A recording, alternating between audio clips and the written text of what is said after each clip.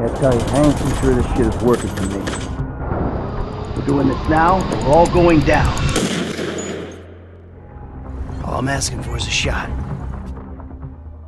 That audio doesn't exist in GTA 5, at least not in the version you played, because in 2013, Rockstar released the most successful entertainment product in history, $1 billion in 3 days. But what they didn't tell you, they cut 30% of the game before you ever saw it. Now I know what you're thinking, every game cuts content, so what? Yeah, you were right, except in 2022, the source code leaked, and what modders found inside, it didn't just change our understanding of GTA 5, it revealed an entirely different game. We're talking cut missions, deleted characters, entire gameplay systems that were finished and then scrapped. Some were cut for time, some were cut for money, and one was cut because it would have made the game illegal to sell in 7 countries. Look, I've been playing GTA since San Andreas, and when V came out, I thought it was perfect. But after seeing what got left behind, I don't know if we got the best version, or just the version that made it to the deadline. I'm talking entire storylines, playable areas, features that would have changed gaming forever. And we're starting with the one that almost got the game banned, because in the beta version of GTA 5, you can interact with children. Yeah, let me explain before you click off. Alright, deep breath. This is gonna sound way worse than it actually is. In the beta version of GTA 5, child NPCs existed in the game world. They walked around, they had dialogue, they were part of the living, breathing Los Santos the Rockstar was trying to create. And before your brain goes to the worst possible place, let me be crystal clear. You could not hurt them. The game code literally wouldn't allow it. They had the same invincibility that cops have when you're not in a mission. You couldn't punch them, couldn't shoot them, you couldn't even run them over. The game would just push them out of the way or make your attacks not register. So why were they even there? Because Rockstar was trying to make the most realistic open world ever created. Families exist, kids exist. They wanted NPCs that felt real. Parents walking with their children, kids playing in parks, teenagers hanging out after school. There were even missions involving them, not violent missions, more like escort missions where you would drive Michael's kids somewhere, or a mission where Franklin helps a lost kid find their parent. Wholesome stuff, relatively speaking. But here's where it became a problem. Rating boards around the world lost their minds. The ESRB in America, PEGI in Europe, they all said the same thing. If children exist in a game where you can commit violence, even if you can't hurt the children specifically, that's a red line. Germany threatened an outright ban. Australia, which already had a history of banning GTA games, said they would refuse classification. That means the game couldn't be sold at all. And the UK's rating board said they would slap it with an 18+ rating, so restrictive that major retailers wouldn't stock it. Rockstar had a choice: rework their entire rating, lose millions in sales, face media firestorms about putting kids in violent games, or just cut them completely. And let's be real, that wasn't really a choice. They cut them. Every single child NPC gone. The missions got rewritten. The families became couples without kids. The parks became empty or filled with adults. And you can still see the remnants if you dig into the code. There are unused character models, child-sized clothes, and the texture files that never made it in. Voice lines where NPCs reference their kids, but the kids themselves don't exist anymore. You wanted a kid. He's your problem.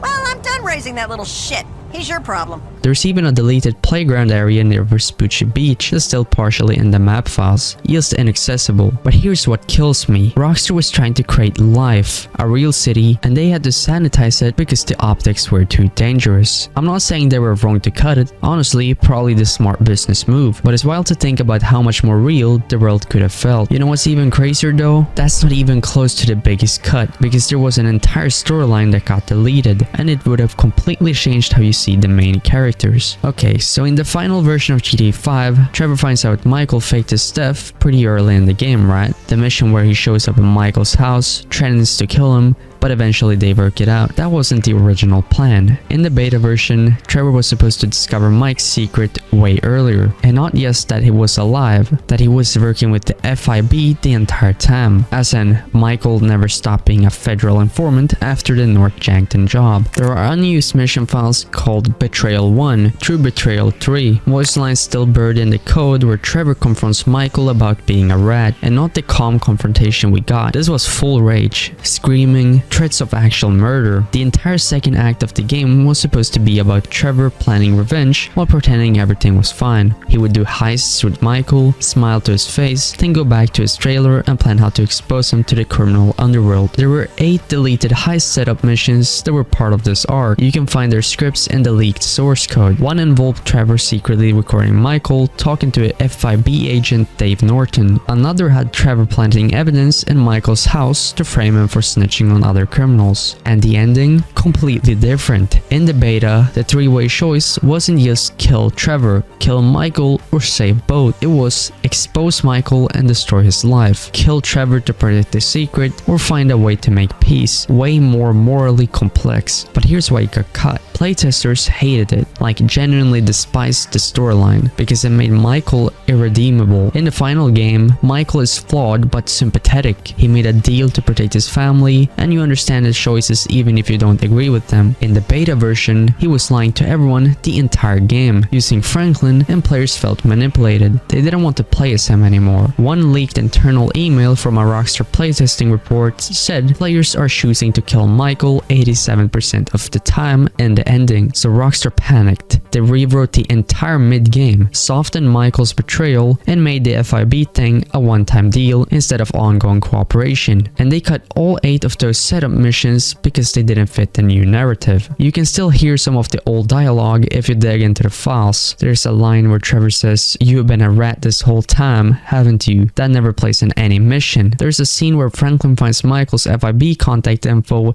and confronts him, but it got replaced with a totally different scene about Michael's movie producer friend. And honestly, I get why they cut it. The final version is way more balanced, but man, imagine how dark and intense that original story would have been. The betrayal, the paranoia, Trevor slowly losing his mind knowing his best friend is a federal informant. But you wanna know what's really insane? That storyline got cut for narrative reasons. The next thing I'm about to show you got cut because they literally ran out of space. Alright, so here's something most people don't realize. When GTA 5 was being developed, Rockstar's original plan was to include 3 cities: Los Santos, Las Venturas, and San Fierro, which is their version of San Francisco. I am not making this up. In early promotional material from 2011, before the game was officially announced, there were leaked map files showing a way bigger landmass than what we got, and modders who analyzed the retail game's code have found road textures and building models that don't match anything in Los Santos or Blaine County. There's a particularly wild discovery from 2019. A modder named Domus Live found unused fog effects in the game files specifically designed for San Fierro's famous foggy weather, not just generic fog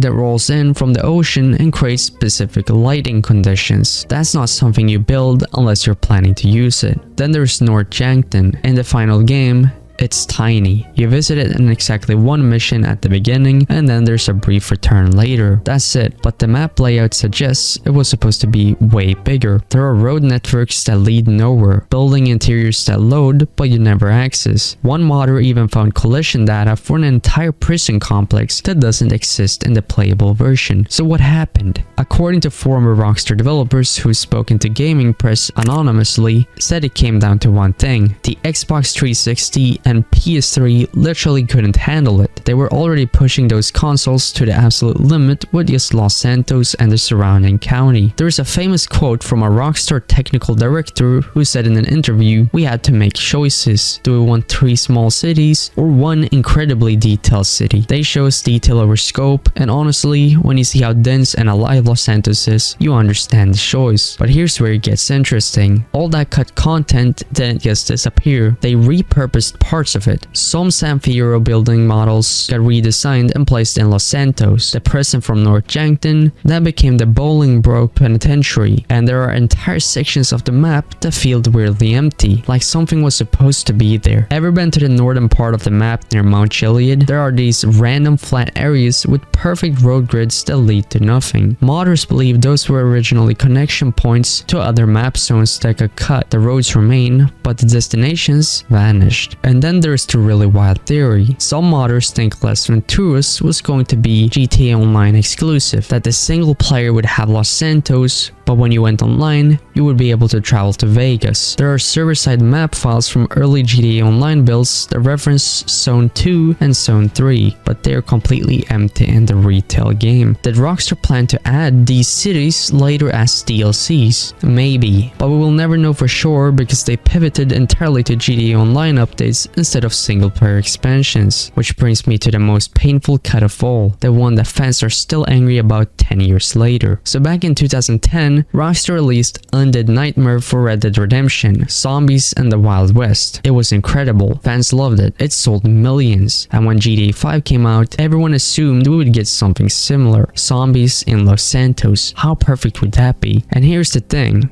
We were supposed to. It was real. It was in development and it got scrapped at the last possible second. In 2017, a former Rockstar North developer did an interview with a gaming podcast and accidentally let it slip. He said, and I quote, "We were working on a single-player expansion that would have made Undead Nightmare look small." Then he immediately backtracked and said he couldn't talk about unannounced projects, but the damage was already done. After that interview, modders started digging and they found proof. Hidden in the game's files are unused infection mechanics, NPC behavior trees for infected civilians, safe zone logic that would designate certain buildings as zombie-free areas. There's even audio files of Trevor making jokes about zombies that never play out in any mission. The plan, based on everything we have placed together, was this: a massive single-player DLC called The Long Night, where a viral outbreak hits Los Santos. You would play as all three characters again, but separated. Michael trapped in his mansion, protecting his family. Franklin and Grove Street trying to save his aunt. Trevor in Blaine County absolutely thriving in the chaos. There were supposed to be new weapons, melee combat updates, a crafting system, base building mechanics where you would fortify locations, and a branching storyline where your choices actually determined which characters survived. The development budget was reportedly $40 million. Voice acting was done, motion capture was finished. They even built a working prototype that playtesters said was better than the main game in some ways. So what happened? GTA Online happened. In October of 2013, 1 month after GTA 5 launched, GTA Online went live, and it made more money in 1 month than Rockstar ever anticipated. Shark cards, the in-game currency you could buy with real money, were printing cash. Some reports say GTA Online made $500 million in its first 6 months. That's more than the entire development budget of the game, and Rockstar had a choice: invest resources into a single player DLC that players buy once for $30, or invest in GTA Online updates that generate recurring revenue forever. They chose Online, and every single person working on The Long Night got reassigned to online content. The zombie DLC was cancelled, not delayed, cancelled. All that work, all that development, just shelved indefinitely. And you can still see remnants of it in GTA Online. There was a Halloween update in 2014 that added some zombie-like enemies in a special mode. Some of the weapon models from The Long Night got reused, but the full single-player zombie experience, that's gone forever. Fans are still mad about this, and honestly,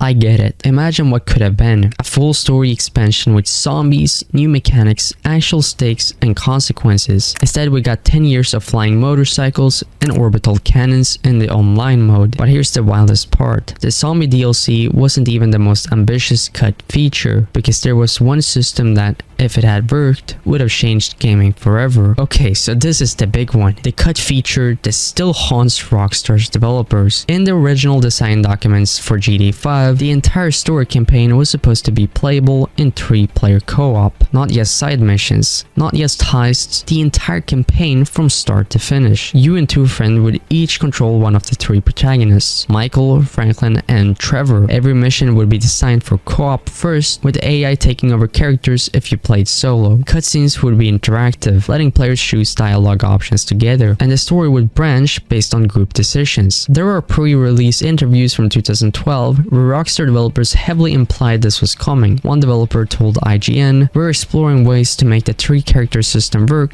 for multiple players." Another told Game Informer, "Imagine doing a heist with your actual friends controlling the other characters." And they weren't lying. The frame framework exists in the game code. There are unused network synchronization scripts for story missions, cutscene camera systems designed to track 3 players, controlled characters rather than AI, even save file structures that suggest co-op progression tracking. So why didn't it happen? Because it was an absolute technical nightmare. Here's the problem. GTA 5's story missions are tightly scripted. NPCs follow exact paths. Timing is precise. Events trigger at specific moments. Now imagine 3 human players who can go anywhere and do anything at any time. The entire mission structure falls apart. They try to solve it with invincible walls and failure conditions. If you went too far from the mission area, you would desync and fail. But playtesters hated it. It felt restrictive. One playtester's report that leaked said, "It feels like co-op mission design from 2005. We can't actually play freely." Then there's the cutscene problem. GTA 5 has hours of cutscenes. How do you handle that in co-op? Do all 3 players have to watch? What if someone wants to skip? What if someone disconnects mid-cutscene? They tried dozens of solutions and none felt good. And finally, the progression problem. In single player, you switch between characters when the story demands it, but in co-op, all 3 players need to be online at the same time to progress the story. What if someone can't make it? Do the other 2 just wait? Do you allow drop in, drop out, and use AI for missing players? How do you handle someone joining late? After 2 years of development, they gave up. The system was too complex, too restrictive, too many compromises. They salvaged what they could and turned it into GTA Online heists, which launched a year after the game came out. Those work because they're self-contained missions, not a continuous story. But imagine if they would have pulled it off. 3 players experiencing the entire GTA 5 story together, making choices together, doing heists with actual teamwork and coordination. It would have been revolutionary. You can still find pieces of it in a code. There are unused UI elements for Player 2 and Player 3's story progression. Voice lines where characters address each other by the player's username instead of the character's name. Mission scripts with logic for handling player disconnections mid-mission. Some modders have even tried to recreate it using the existing co-op framework from GTA Online. And while they have had some success running story missions with multiple players, it's glitchy and unstable because the missions were never finished for that purpose. This one haunts me, man, because co-op story campaigns are still rare in open world games. GTA 5 could have been the one to nail it. Instead, they had to compromise and give us something safer. But okay, that's 6 major cuts. Let me show you the 7th. And this one is gonna change how you see the entire game. Alright, real talk. I've spent this entire video showing you everything that got cut from GTA 5. And if you're anything like me, you're probably thinking, man, imagine how much better the game could have been. But here's the truth, these cuts might have actually saved the game. Let me explain. Game development isn't about having the most ideas. It's about having the right ideas, and sometimes cutting features is what makes the game great instead of just good. Think about the kids feature. Yeah, it would have made Los Santos feel more realistic, but it also would have dominated the conversation around the game. Every review, every article, every discussion would have been about kids in GTA, not the story, not the gameplay, just controversy. So the next time you play GTA 5, remember, what you're playing isn't a compromise, it's a masterpiece that was perfected through sacrifice. Thanks for watching, please leave a like. Have a great rest of your day.